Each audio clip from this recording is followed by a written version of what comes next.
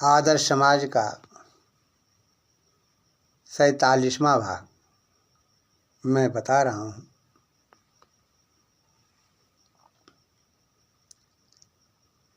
जिंदगी एक सफ़र का नाम है। जिंदगी एक सफ़र का नाम है जो सफ़र कर रही है। मनुष्य जन्म लेता है, उसी दिन से जिंदगी सफ़र करना शुरू कर देती है। और ये सफ़र कब तक करती रहती है? जब तक मौत नहीं आ जाती है। अर्थात जन्म लेने के बाद जिंदगी की सफ़र शुरू हो जाती है और मृत्यु पर्यंत यह सफ़र चलती रहती है। अब प्रश्न ये उठता है कि हमें जन्म से लेकर मृत्यु पर्यंत तक क्या करना चाहिए। जो मनुष्य यह सोच कर चलता है मुझे कुछ करना है, वो कर जाता है। जिसे केवल खाना पीना सोना ही आता है, पशुओं की तरह वह पशु बन करके रह जाता है। क्यों? खाना पीना सोना, संतान पैदा करना पशु भी जानते हैं, पक्षी भी जानते हैं, कीड़े मकोड़े भी जानते हैं, लेकिन मनुष्य खाने पीने सोने के अलावा, संतान पैदा करने के अलावा समाज को भी उन्नति के शिखर पर ले जाता है, राष्ट्र का निर्माण करता है, विश्व का कल्याण करता है। ऐसी शक्ति केवल मनुष्यों में ही होती है। इसलिए मनुष्य का जीवन अत्यंत पवित्र है, विवेकशील है। पशुओं को विवेकशील नहीं कहा गया। अच्छाई क्या है, बुराई क्या है, यह मनुष्य जानता है, लेकिन पशु नहीं जानता है। मनुष्य का जीवन जो है कर्म योनि है। पशुओं की योनि जो होती है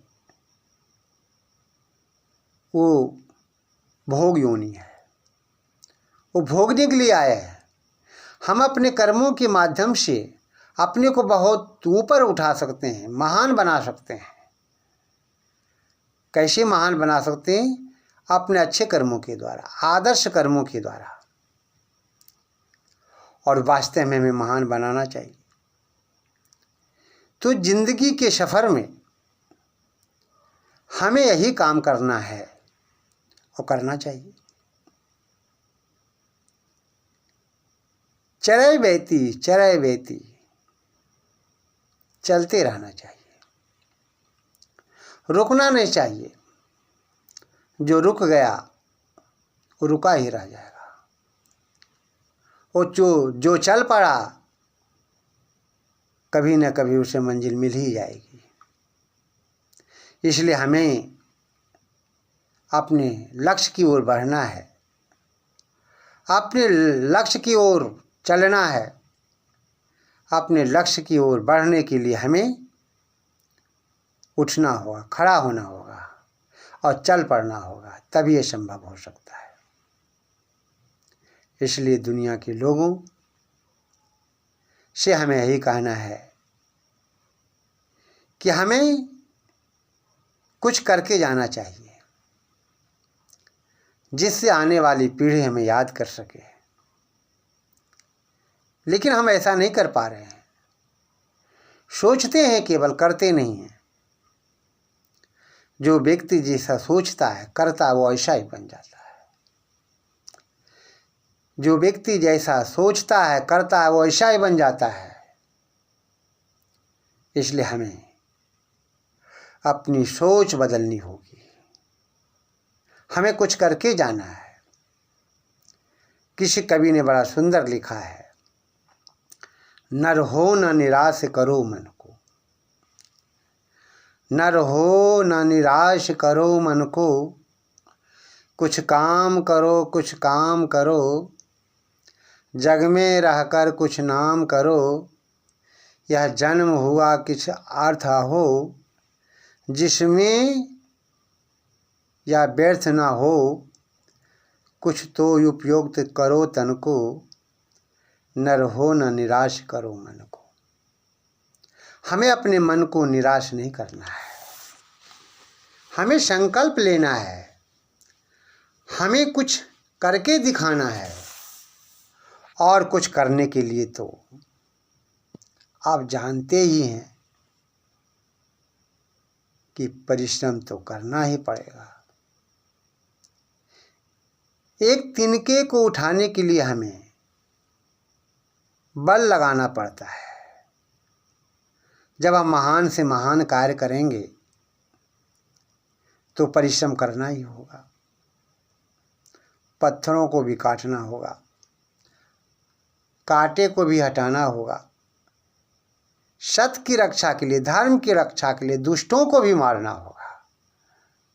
तभी यह संभव है, तभी हम देश का निर्माण कर सकते हैं, तभी हम विश्व का कल्याण कर सकते हैं। तो आइए, हमें कुछ बनना है, कुछ दिखाना है, चलते रहना है, रुकना नहीं है। अपने जीवन को संघर्षशील बनाना है। राम ने 14 वर्ष तक वन में रहे, संघर्ष किए सीता को प्राप्त करने के लिए, कि हमें सीता को प्राप्त करना है,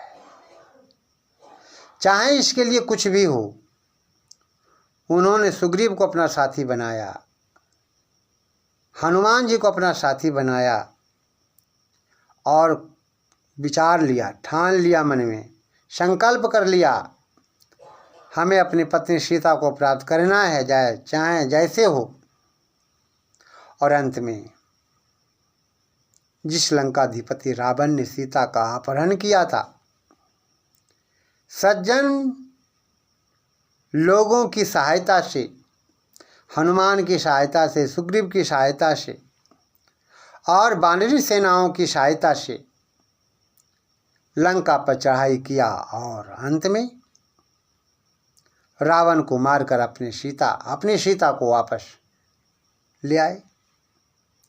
तो कहने का आशय है कि संकल्प लेना है। संकल्प यदि आपने ले लिया तो आप भी अपने लक्ष्य को पूरा कर सकते हैं, अपने उद्देश्य को पूरा कर सकते हैं।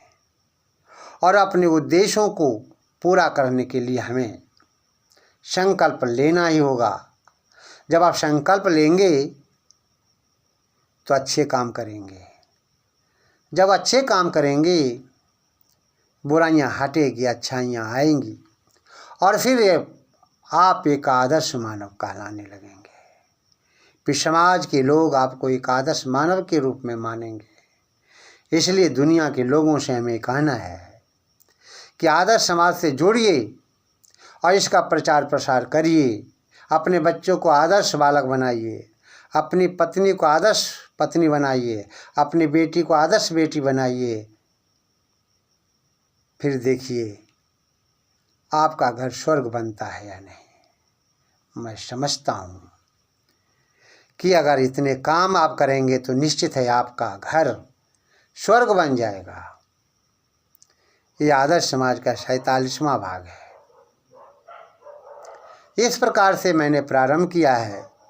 आदर्श समाज का पहला भाग, दूसरा भाग, तीसरा भाग, चौथा भाग, इस प्रकार से 47वां भाग आपके पास में बताने का प्रयास किया। मुझे पूर्ण विश्वास है कि आप एक आदर्श नागरिक बन करके हमारे देश को आगे बढ़ाने का प्रयास करेंगे। विश्व में जो भी लोग हैं जो आदर्श शिक्षा से दूर होते जा रहे हैं, आदर्श पथ से दूर होते जा रहे हैं, उन्हें हमें बताना है और आदर्श पथ पर ला करके उनके जीवन को आदर्शमय बनाना है। यही मेरा आपसे कहना है। यदि